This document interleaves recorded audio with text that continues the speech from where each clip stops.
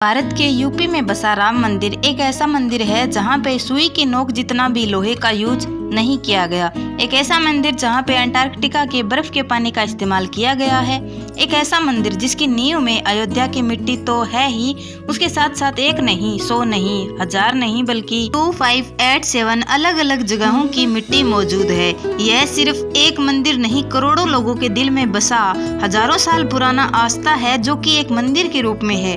Building की मजबूती के हिसाब से यह पूरे भारत की सबसे मजबूत मंदिर है। फिजिकली अयोध्या राम मंदिर का टोटल साइट एरिया यानी 70 एकड़ का है।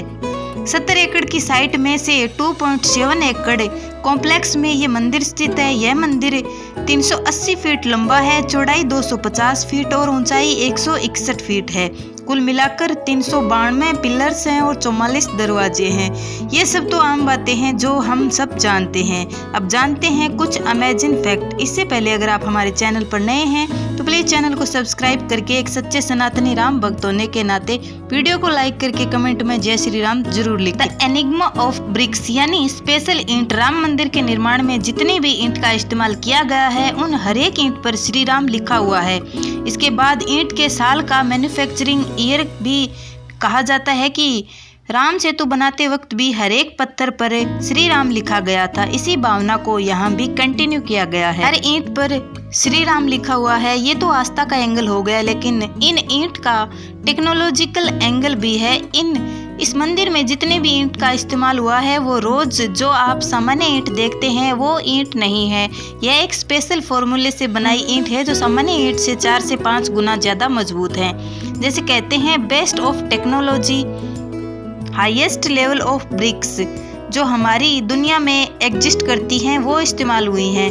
राम मंदिर में लोहे को इस्तेमाल 0% हुआ है। राम मंदिर निर्माण में जानबूझकर लोहे का इस्तेमाल नहीं किया गया है, लोहे का यूज नहीं किया गया।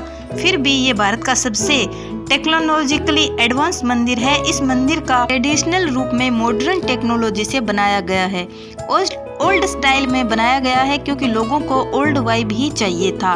Old design using the best technology.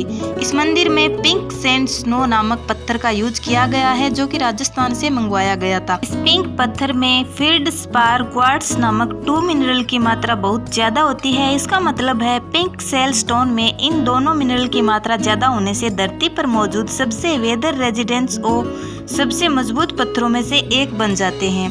बुरे से बुरे वेदर को भी यह मंदिर झेल लेगा, और वेदर यानी मौसम झेलना तो कुछ भी नहीं है।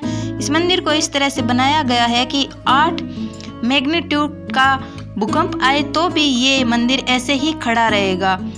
8 मैग्नीट्यूड का भूकंप शहरों को खंडर बना देता है। मजबूती या स्ट्रॉन्गेस्ट का डेफिनेशन है ये मंदिर। आर्किटेक्ट ने ये भी कहा है कि इस बिल्डिंग की उम्र 1000 वर्ष से भी ज्यादा है, यानी 2024 प्लस 1000 3024 इस साल तक ये मंदिर ऐसे का ऐसा ही खड़ा रहेगा, और इसके बाद भी कभी रिकंस्ट्रक्शन की जरूरत पड़ेगी।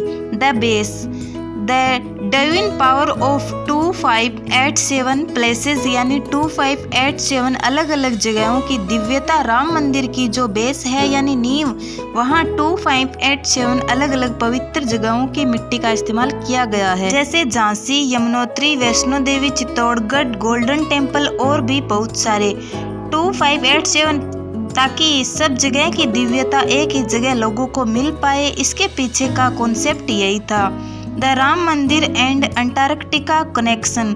राम मंदिर में जब पहली बार जल अभिषेक हुआ था अप्रैल 2023 में, तो पूरे विश्व की दिव्यता, पूरे विश्व की वाइब एक जगह आए, इसलिए पूरे विश्व से 155 अलग अलग नदियों के जल का इस्तेमाल किया गया और अंटार्कटिका के बर्फ का पानी भी लाया गया था। इतनी सारी नदियों का पानी किसी भी मंदिर के जलाभिषेक में इतिहास में आज तक नहीं लाया गया। राम मंदिर कंस्ट्रक्शन में कोई भी मटेरियल भारत के बाहर से नहीं मंगाई थी। इसको L&T कंपनी और टाटा ग्रुप ने मिलकर बनाया था। दुनिया का सबसे बड़ा मंदिर कंबोडिया देश में है, जिसका नाम है अंकोर वाट, जो भगवान विष्णु का मंदिर है, और ये 402 एकड़ में फैला हुआ है। दुनिया का दूसरा सबसे बड़ा मंदिर अमेरिका वाला अक्षरधाम है, जो कि न्यू जर्सी में मौजूद है, और यह 183 एकड़ में फैला हुआ है। 3rd नंबर पर है श्री रंगनाथ स्वामी टेम्पल, जो तमिलनाडु में है, और ये मंदिर का साइट एरिया है 155 एकड़। नंबर 4 है लक्ष्मी नारायण मंदिर तमिलनाडु और ये 100 एकड़ में फैला हुआ है। इसके बाद आता है अयोध्या का राम मंदिर जो कि 70 एकड़ में फैला हुआ है। बट दिल की बात करें तो एक्साइटमेंट के मामले में राम मंदिर टॉप पर है। और हम किसी मंदिर को कंपेयर नहीं कर रहे, बस एरिया दिखा रहे हैं जो आपको पता होना चाहिए कि 402 एकड़ में कंबोडिया में भी मंदिर है। मिथ्स अबाउट राम मंदिर यानी राम मंदिर के बारे में फैलाए गए झूठ, इसके बारे में आपको पता होना चाहिए। राम मंदिर के बारे में सबसे बड़ा झूठ है कि टाइम कैप्सूल, इंडिया मीडिया ने भर भर के टाइम कैप्सूल के बारे में पोस्ट किया है कि राम मंदिर के 200 फीट नीचे टाइम कैप्सूल रखा गया है। और हैरानी की बात तो ये है कि किसी आर्टिकल में इन्होंने 200 फीट लिखा है तो किसी में 2000 फीट लिख डाला।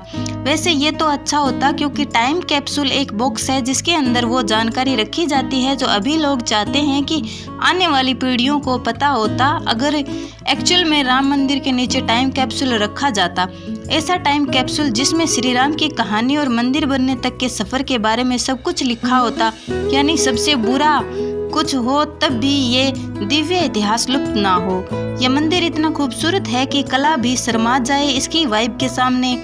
आपने कई बार सुना होगा कि प्रभु श्री राम एक 11,000 साल तक अयोध्या पर राज किए थे। कहा जाता है कि त्रेता युग में इंसान 10,000 साल से भी ज्यादा भी जीता था, लेकिन 11,000 साल जीना मॉडर्न साइंस के हिसाब से सेंस नहीं बना। और राम सेतु की कार्बन डेटिंग से भी यही पता चला कि रामायण 7,000 साल पहले हुआ था, तो 11,000 साल वाली बात से तो राम जी को होना चाहिए था। लेकिन सही बात क्या है वो आपको जानना चाहिए। आपका कंफ्यूजन क्लियर करते हैं। असल में कहा जाता है कि प्रभु श्री राम 25 साल के थे तब वो वनवास में गए थे, और 14 साल बाद यानी 25 + 14 39 साल के थे तब वे वापस आए थे और राजा बने थे, और 70 साल की उम्र में राजस्थल त्यागे थे, यानी 31 साल तक राज किए थे। तो 11,000 साल तक राज करने वाली बात कहाँ से आई?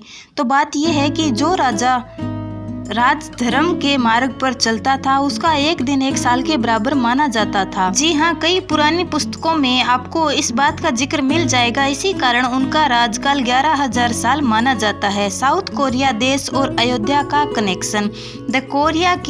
दक्षिण कोरिया के बहुत से लोग अयोध्या को अपनी नानी घर मानते हैं। दरअसल आज से 2000 साल पहले अयोध्या की राजकुमारी सूरी रत्ना का विवाह अयोध्या से हजारों किलोमीटर दूर करक किंगडम में हुआ था। करक किंगडम यानी उस समय का साउथ कोरिया।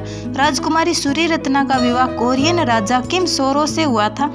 इनकी 12 संतानें थी और इनके 12 बच्चों के फिर आगे बच्चे हुए। उनके बाद 2000 सालों में लाखों लोग जन्म लिए कोरिया में, और पूरे कोरिया का 1% पॉपुलेशन यानी 5 करोड़ में से 5 लाख लोग आज भी ये मानते हैं कि वो सूरी रत्ना की पीढ़ी के हैं। और अयोध्या में इनके स्वागत के लिए मेमोरियल भी बनाया गया है। अयोध्या में मौजूद हवांगहो मेमोरियल का कारण है कि राजकुमारी सूरी रत्ना का नाम शादी के बाद ह्यू हवांगो बन गया था। Bonus fact, the mystery of युग। सतयुग, त्रेता युग, द्वापर युग, कलयुग, ये 4 युग का उम्र आप स्क्रीन पर देखिए। सतयुग 17 लाख सालों के लिए था, त्रेता युग भगवान राम वाला युग 12 लाख सालों के लिए था, और द्वापर युग 8 लाख सालों के लिए था। कलयुग 4 लाख सालों तक रहेगा और 5000 साल बीत चुके हैं ऑलरेडी। युग का लेंथ कम होना पाप से रिलेटेड है। जैसे जैसे पाप बढ़ा युग कम होते गए, लेकिन अगर लोगों के मन में आस्था बनी रहे तो पाप कम रहेगा। तो पॉइंट है कि जो लोग भगवान को नहीं मानते, साइंटिफिक हो गए हैं, वो ये जान लें कि ये पूरा सिस्टम क्यों बना है। वो इसलिए कि लोग ऑलमाइटी को माने, लोगों को आभास हो कि कोई है जो उनको ऊपर से देख रहा है और उनके गलत कामों को भी देख रहा है। तो ये आस्था और ये पाप का डर बना रहे, इसलिए इस सिस्टम को बनाया गया है।